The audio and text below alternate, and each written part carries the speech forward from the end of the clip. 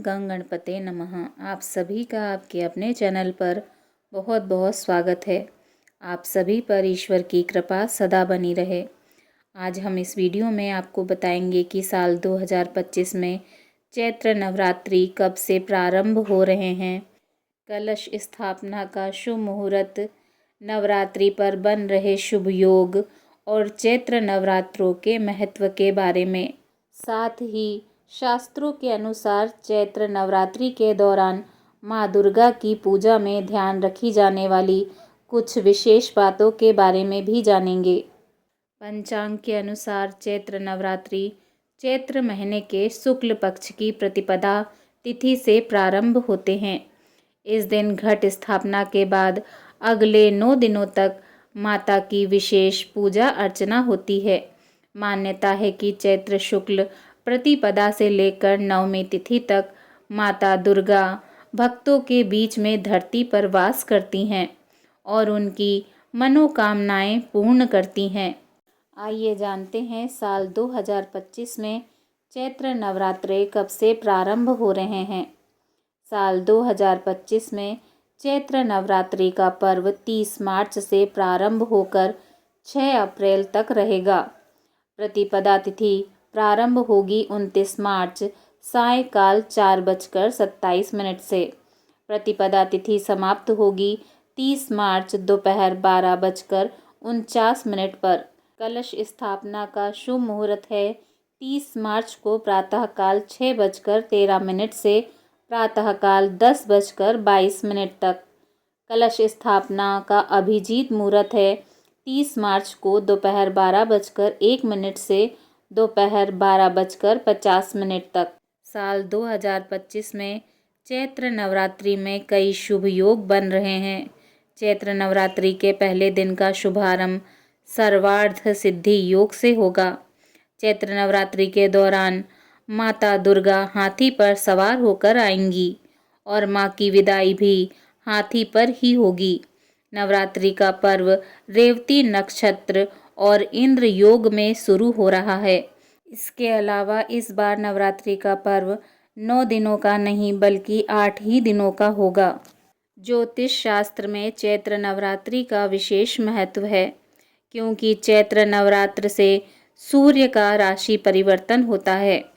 सूर्य 12 राशियों में भ्रमण पूरा करते हैं और फिर से अगला चक्र पूरा करने के लिए पहली राशि मेष में प्रवेश करते हैं। सूर्य और मंगल की राशि मेष दोनों ही अग्नि तत्व वाले हैं, इसीलिए इनके संयोग से गर्मी की शुरुआत होती है। चैत्र नवरात्र से नव वर्ष के पंचांग की गणना शुरू होती है।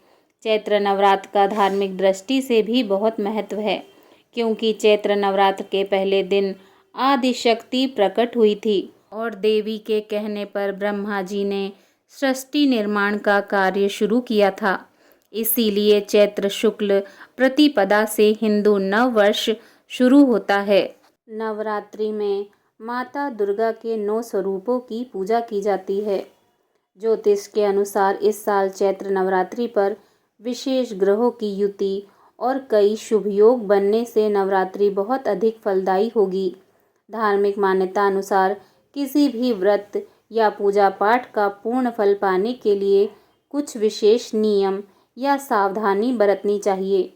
आइए जानते हैं नवरात्रि पूजा के विशेष नियमों के बारे में। शास्त्रों के अनुसार नवरात्रि के पहले दिन या एक दिन पूर्व घर व पूजा स्थल की अच्छी तरह से साफ सफाई करनी चाहिए। घर के फालतू और अनुपयोगी सामान को हटा देना चाहिए क्योंकि इससे नकारात्मक ऊर्जा बढ़ती है। नवरात्रि के दौरान पूजा स्थल को रोजाना गंगा जल से पवित्र करना चाहिए। नवरात्रि के दिन बेहद ही शुभ और पवित्र होते हैं। नवरात्रि के दिन बहुत ही प्रभावशाली होते हैं। शास्त्रों के अनुसार तो नवरात्रि के दौरान घर में तामसिक भोजन नहीं बनाना चाहिए।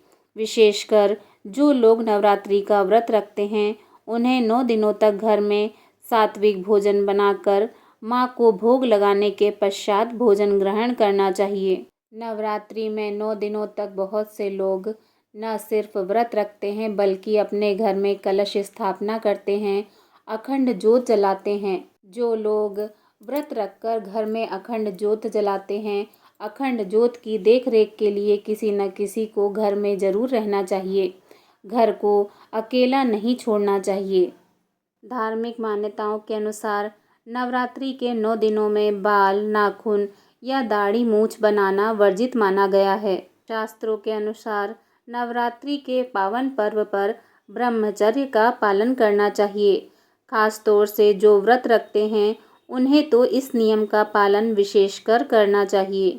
शास्त्रों के अनुसार नवरात्रि के दौरान घर का वातावरण शांत और भक्तिमय बनाकर रखना चाहिए।